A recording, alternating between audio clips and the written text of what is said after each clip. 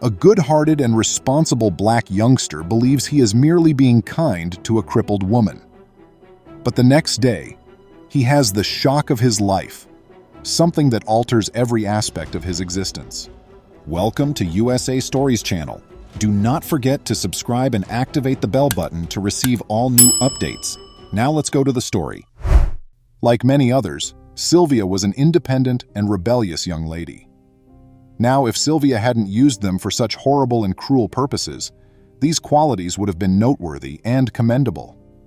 You see, Sylvia and her mother, Harper, were left behind after her father passed away when she was just 14 years old. He was an impoverished guy who left little for the family, which had a significant impact on Harper and Sylvia. Harper had to get a job and put in a lot of effort in order to pay for herself and her kid, so she didn't have time to grieve her dearly departed spouse. However, Sylvia became even worse after the death and began acting in a nasty and disobedient manner. She would abuse, mistreat, and yell at her mother, making her feel like a bad mother. Harper did her best, though. When Sylvia was ready to start college, she even resigned from her job. Despite providing daily rides to and from the campus, her daughter still mistreated her. Sylvia eventually moved in with a wealthy man she had met. She spent all of her time with her new lover and hardly gave her mother any attention after that. She was concerned about her daughter's safety and refused to visit, phone, or text her mother. Instead, she would leave her mother alone. As the years passed, the relationship continued to deteriorate. In actuality, Sylvia informed her lover that her mother had passed away when he inquired about her. Telling a fib was a horrible idea, but eventually Sylvia began to feel ill. She would cough all the time and had a horrible chest. She was breathing heavily and in excruciating discomfort. Every few days, the elderly and impoverished woman needed someone to deliver her medication. Nevertheless, Sylvia remained unmoved to take action after learning of her mother's condition. Harper eventually simply grew too old, sick, and fragile to continue, and she died in her sleep, feeling alone and depressed. Even though Sylvia didn't love her back, she remained in love with Sylvia till the very end. After several years, Sylvia ultimately wed the wealthy man. For a long while, they were content, but sadly, they soon began to have disagreements. They would quarrel and bicker, then get back together and have a little period of happiness. The romance was very exhilarating. They had 2 children, a girl called Isabel and a boy named Mark, since they felt that having kids may be helpful. While Mark was diligent and focused, Isabel unfavorably reminded Sylvia of herself. Isabel was just as rebellious as Sylvia had been when she was younger.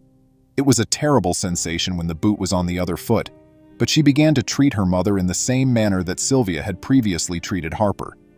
Despite everything, Sylvia focused on her relationship, which was collapsing around her. The two finally split up, and before he passed away, he even amended his will to give all of his wealth to his son Mark.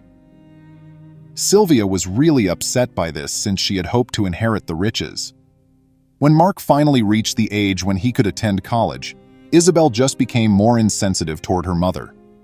In addition to growing older and more worn out, Sylvia was also dealing with personal health issues.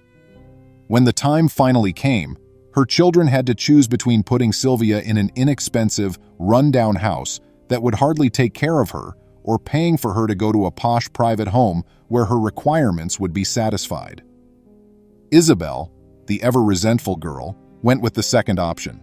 She seemed to be hoping for her mother to suffer. Sylvia detested her time at the awful home after being transferred there.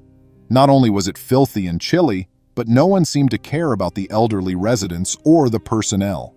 They all seemed to be waiting to go, either at the conclusion of their shift or when they passed away. Sylvia had plenty of time in this setting to consider her own treatment of her mother. Did she feel any regrets? She did, of course. If she could go back and make things different, she would, but it was far too late. She seemed to be receiving the benefits of her early seeds.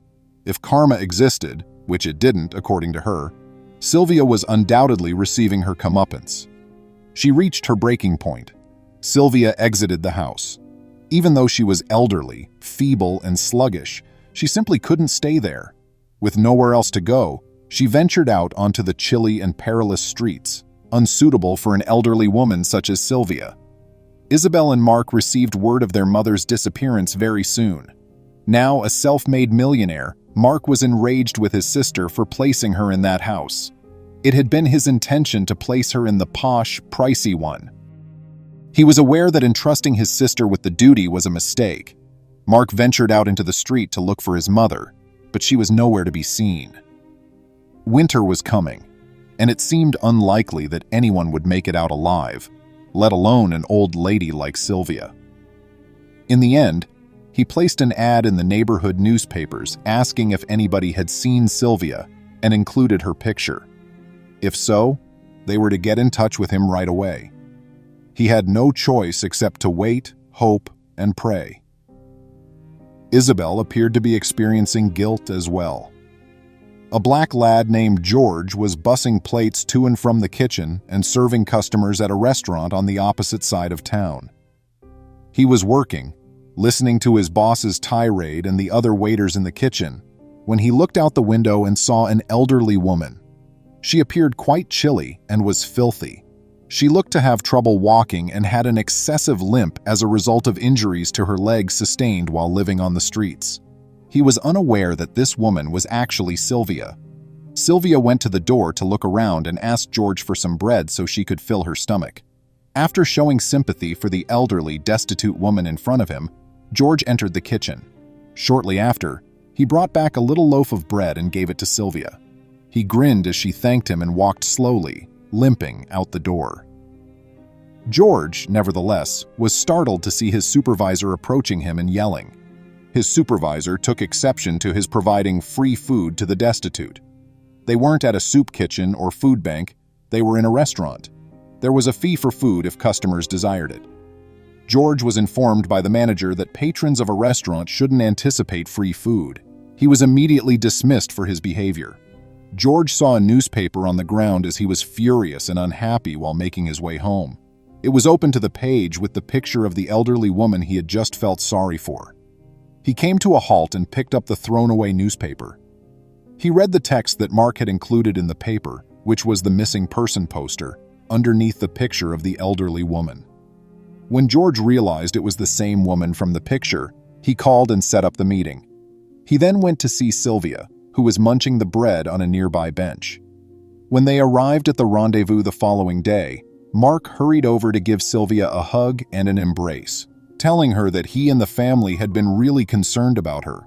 It was a huge relief to find her alive and somewhat healthy, as they had feared she would have been hurt, confined, or worse. Mark promised George a huge quantity of money that would change his life in appreciation for his assistance. Mark persisted, telling George that they were prepared to give up and that they would not have been able to get Sylvia back if he hadn't been so nice. At first, he declined the generous offer.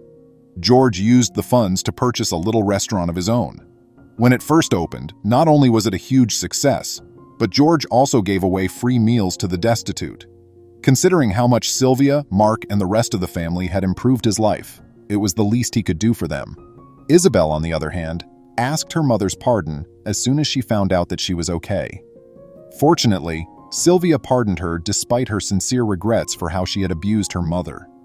Isabel was, after all, her daughter, and Sylvia would always love her no matter what.